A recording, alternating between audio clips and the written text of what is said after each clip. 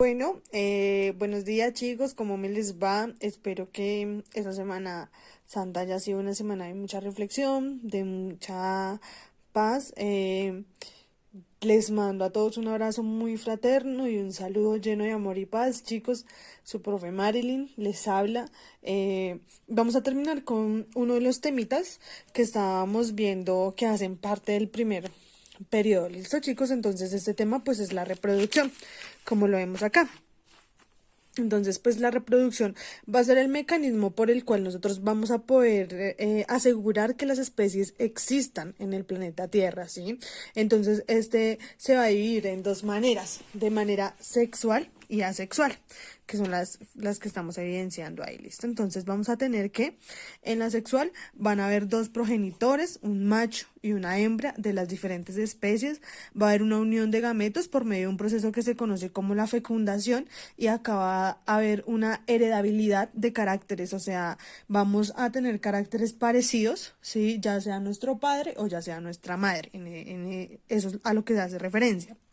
Las vamos a encontrar que se va a dar en protistas, en fungis, en vegetales y pues todos los que hacemos parte pues del reino animal. Por otro lado, la asexual, acá va a haber solo un progenitor, por decirlo de esa manera. Se van a originar varios individuos, pero estos individuos van a ser totalmente idénticos al padre. Hay un gasto menor de energía porque pues realmente no hay, digamos, no hay necesidad de pronto de hacer la danza de la fertilidad, ¿sí me entienden? O de pronto de llamar a la hembra con, no sé, unos colores o una fuerza o una pelea o ese tipo de cosas. Entonces, acá pues vamos a tener que esta se da en bacterias, plantas, hongos y pues algunos animales pueden presentar de tipo asexual. ¿Listo? Ya digamos más adelante vamos a ir viendo cómo vamos a ir representando eso. Vamos a empezar por los tipos que podemos encontrar en la sexual. En la sexual, para las bacterias, para toda la parte de los organismos unicelulares, vamos a encontrar que tres tipos de reproducción: la bipartición, esporulación y gemación. Entonces vamos a ver, chicos, por este lado, que la bipartición, ¿sí? Es donde por medio de una célula, ¿sí? Que hace una división en su interior, vamos a obtener dos células hijas totalmente iguales a la madre, ¿sí? Entonces acá es una división de una célula progenitora en dos células hijas. Se da en las bacterias, las arqueobacterias y los paramecios. ¿Listo? Entonces, ¿qué va a pasar en la bipartición? ¿Sí? ¿Qué va a pasar en la bipartición, chicos? De que a partir de una célula vamos a obtener dos células hijas, ¿listo? Por este lado tenemos la esporulación. La esporulación básicamente es que en el núcleo, ¿sí? El núcleo se multiplica muchas veces, ¿sí? Se multiplica tanto que llena la célula y la célula abre un orificio y ¡pum! Libera. Entonces ahí es donde se van a generar los hijos. Entonces es la formación de células hijas al tiempo generando núcleos en su interior y luego rompiéndose y liberando sus hijos, ¿sí? Entonces acá está en protistas y en algunos parásitos. Y por último, por este lado tenemos la gemación. ¿Sí? Entonces la gemación básicamente va a hacer que se duplique el núcleo y aquí se vaya formando como un brotecito, como un granito, digamos, en la célula. Y este granito va a crecer y se va a separar y pues va a dar la formación a dos hijas completamente iguales a la información de la mamá. ¿Listo? Entonces, en los animales vamos a encontrar también tres tipos de reproducción asexual, ¿sí? Entonces vamos a encontrar la gemación, la regeneración y la partogénesis. La gemación va a hacer referencia, chicos, a que ocurre una prolongación, ¿sí? Del animal, del organismo, y esta va a ser, no sé, o sea, que se le empiece a anchar el brazo, ¿sí? A una estrella, una patica, una estrella de mar. Entonces va anchando esa patica y esa patica se separa y ahí va a generar otro nuevo individuo. La regeneración, entonces, reproducción a partir de un organismo que se desprende, ¿sí? Entonces acá ya podemos ver, digamos, el ejemplo, no sé, una esponja de mar. Si las esponjas de mar tienen la capacidad de que si tú la rompes, ella vuelve a generar dos individuos donde tú la rompes. O sea, si tú la rompes en tres pedazos, tres. Si en cuatro, cuatro. A eso va a hacer referencia. Y la partogénesis ya es una función de núcleos que se hace entre solo hembras de las diferentes especies para la formación de un individuo como tal. ¿Listo? Por acá vamos a encontrar que la reproducción asexual también la tenemos en plantas, ¿sí? Específicamente en el grupo de las angiospermas, y angiospermas hacen, digamos, referencia a que el fruto, a que poseen fruto, y a pesar de poseer fruto van a poseer flor, ¿sí? Y que su semilla está cubierta, hace referencia al fruto. Entonces aquí son los órganos de la planta que se separan y da lugar a nuevos individuos. Entonces, como protuberancias o alargamientos o formas en las que se alarga como tal la planta, y a partir de esa empieza a generar un nuevo individuo. Entonces vamos a encontrar los tres tipos como fundamentales y principales: son los tubérculos, los bulbos y los estolones. Los tubérculos es los que básicamente el sistema de reproducción de la papa, ¿sí? Entonces ellos van a generar unos tallos subterráneos demasiado gruesos, y en esos tallos van a acumular sustancias, ¿sí? Y esas sustancias van a formar unas yemas que se van a ir desprendiendo, y pues así es la manera en que se reproducen las papas. Los bulbos. Entonces, aquí básicamente vamos a encontrar unos tallos subterráneos con hojas carnosas, y esos van a envolver y van a generar unas yemas. Así se reproduce la cebolla y el ajo. Y los estolones básicamente es que se va alargando o se va prolongando una rama, ¿sí?, de la planta. Entonces, o un tallito que crece hacia el lado, y ese tallito va buscando el suelo. Apenas se encuentra el suelo, pues echa raíces y se separa de la planta. Básicamente hace referencia a eso. Entonces las fresas y algunos pastos se reproducen de esa forma. ¿Listo? Entonces ya, nos vamos por la reproducción sexual. Vamos a ver ahora los tipos de la reproducción sexual, chicos. Entonces, vamos a empezar aquí por la reproducción. No, mejor empecemos por la de las plantas, ¿sí? Entonces vamos a encontrar, ¿sí?, que en la reproducción de las plantas, que es una reproducción bastante extensa, pero ya les voy a explicar más o menos. Entonces, chicos, las plantas. Entonces ellas se van a dividir en plantas que poseen semilla y en las plantas que no poseen semilla, ¿cierto? En las plantas que no poseen semilla vamos a encontrar los musgos y los helechos. Aparte de no poseer semillas, estas plantas tampoco poseen órganos tan diferenciados y no son tan complejas. En cambio, vienen las plantas con semilla, que son las gimnospermas y las angiospermas, ¿sí? Y estas plantas van a ser mucho más complejas si hay una formación de tejidos, digamos, más estructurada, que puede llegar a generar órganos. ¿Listo? Entonces vamos a empezar con la reproducción en general, ¿listo?, de las plantas. Entonces, las plantas presentan una reproducción sexual y asexual, porque ellas presentan un ciclo que se llama una alternancia de generaciones, o un ciclo haplodiplonte. Este ciclo haplodiplonte hace referencia a que ellas tanto en su vida se pueden reproducir por medio de mitosis y meiosis, ¿sí?, que su mecanismo de reproducción combina la mitosis y la meiosis, y que su vida se puede, digamos, ya sea que en un momento sean organismos, no sé, dioicos, y en un momento se les toca volverse monoicos, pues hace referencia a eso. Cuando yo digo dioicos y monoicos, me hago referencia a que puede ser que sus papás, ¿sí?, si son dioicos es porque tienen un papá y una mamá, y si son monoicos es porque simplemente tienen la información genética ya sea del papá o ya sea de la mamá, pero no de los dos combinados. ¿Listo? Entonces, bueno, acá vamos a encontrar los helechos. Los helechos van a producir esporas, chicos. Esas esporas van a caer al piso, ¿sí?, y se van a convertir en prótalos. Esos prótalos van a durar, van a ser como una hoja de poca vida, ¿sí?, de corta vida. Esos prótalos van a producir los gametos, y estos se van a germinar en una planta que ya va a ser una planta de larga vida, o sea, un helecho grande. Vamos a tener por este lado las gimnospermas, ¿sí? Entonces, las estructuras de reproducción se les denomina conos, ¿sí?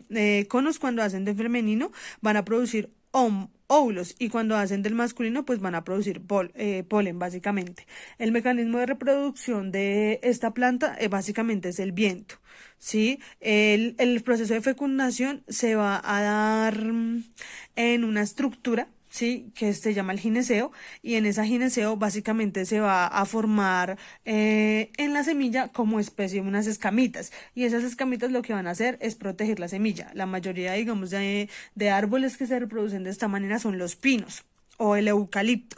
No sé si han visto alguna vez esas semillitas que caen al piso de eucalipto. A eso hace referencia ese tipo de especie de plantas que son las gimnospermas, que son plantas que no poseen ni flor ni fruto. Ellas no tienen ni flor ni fruto, ¿listo? Entonces, vea, acá tenemos los óvulos. Sí, vamos a tener el polen, se da un proceso de fecundación donde se forma la semilla y la semilla me va a generar una planta nueva. Listo, entonces por este lado nos vamos con la reproducción en las angiospermas. Entonces acá pues la reproducción va a ser mucho más compleja porque estas son las plantas más complejas y más diversas que tenemos pues en la naturaleza. Acá vamos a encontrar que estas plantas sí poseen flores. Estas flores ya son un mecanismo de reproducción que ellas han avanzado y han evolucionado para poder asegurar mejor pues su variabilidad y su existencia en el planeta Tierra, que sabemos que es lo importante. Hay algunas flores que pues ellos han desarrollado, digamos, como colores para atraer más a los polinizadores, porque es que este tipo de plantas, las angiospermas, suelen utilizar polinizadores para su reproducción. Entonces pueden utilizar ya sea insectos como las abejas o aves como el colibrí, ¿sí? Entonces ellas ya utilizan y hacen un proceso de polinización que se puede ya sea dar por el viento, que se puede dar por medio de animales, que se puede dar por medio pues de animales como insectos, como mamíferos, ¿sí? Entonces ya aquí pues va a haber una mayor variabilidad en ellas. Bueno, las angiospermas van a tener tres partes supremamente importantes: el androceo, el perianto y el gineceo. El androceo va a ser la parte masculina, ¿sí? Va a estar formada por unas estructuras que se llaman los estambres, y los estambres en la punta, ¿sí? En su punta van a producir y van a tener el polen. Pues en la punta esta punta se va a llamar antera y va a estar sostenida por el filamento. El gineceo ya va a ser la parte femenina de la planta. Acá ella va a estar formada por carpelos. Acá vamos a encontrar tres estructuras principales que son el estigma, el estilo y el ovario. Acá se va a formar básicamente el óvulo, ¿sí? Y se va a dar el proceso de reproducción, se va a dar el proceso de fecundación. Y el perianto, pues ya son un conjunto de estructuras que son florales y rodean los órganos sexuales, o sea, rodean el androceo y el gineceo, y forman como una capa, como un conjunto de pétalos de colores vivos. ¿Para qué? Pues para atraer los polinizadores, ¿listo? Y van a proteger pues los órganos sexuales básicamente de la flor. Bueno, eso ya sería por la parte de plantas, ¿sí? Ahora nos vamos a ir a la parte de animales. Entonces vamos a encontrar que es un proceso que va a constar de varias etapas. Puede ser etapas previas, la conquista, ya sea por las interacciones que se estén dando con los organismos y demás. Aparte de eso, pues va también a depender de cómo se comporten las especies, o sea, de qué tipo de mecanismos o cosas usen para la conquista. Acá pues se van a heredar características tanto del padre como la madre, y van a ser diferentes. Los hijos no van a ser totalmente iguales al padre y a la madre, sino van a generar, digamos, mejores mecanismos de adaptación, que es lo que les permite que cuando un ambiente varíe, pues puedan responder mejor a esas condiciones. Vamos a tener que que se da de la siguiente manera, que puede ser por medio, bueno, va a empezar con lo que se conoce como espermatogénesis y oogénesis, que es la formación del espermatozoide y el óvulo dentro de las gónadas para el espermatozoide del hombre, y el óvulo en el útero para la mujer, en los ovarios, en los ovarios para la mujer, que es donde se empieza a generar el óvulo.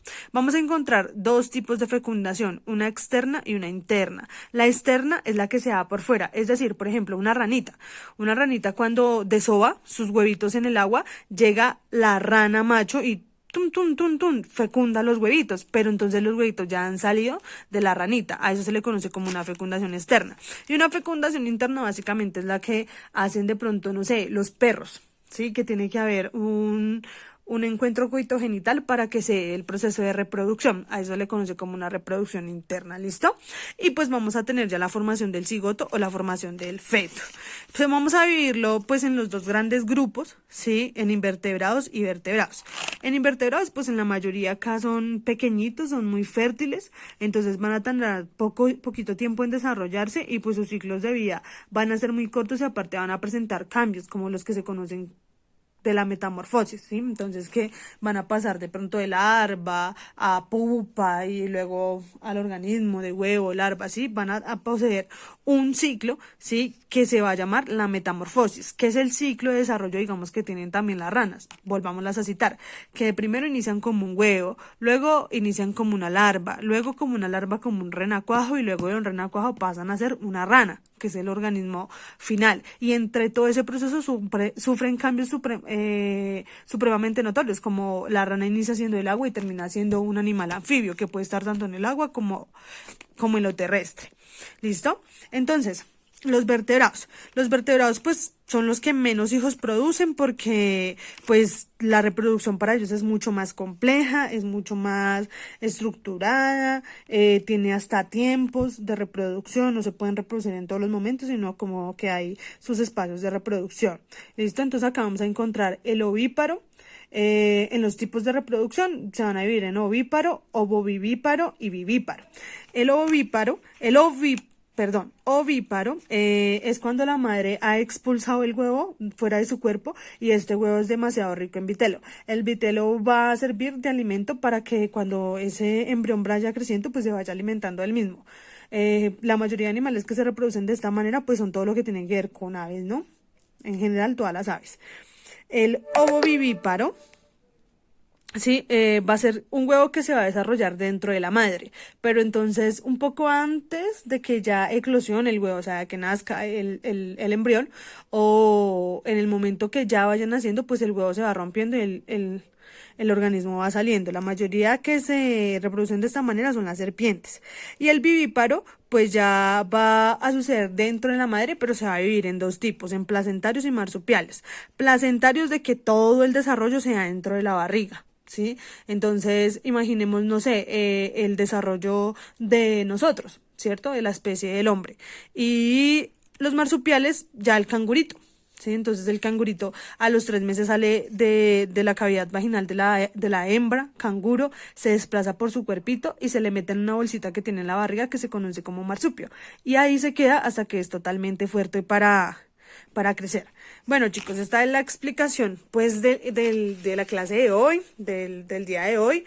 Necesito que pues obvio tomen los apuntes pertinentes de la clase, que tomen los apuntes pues si alcanzan y se puede el mapa, pero pues de la clase en general se los estoy explicando y espero tengan una bonita semana. Un abrazo fuerte para todos. ¡Chao!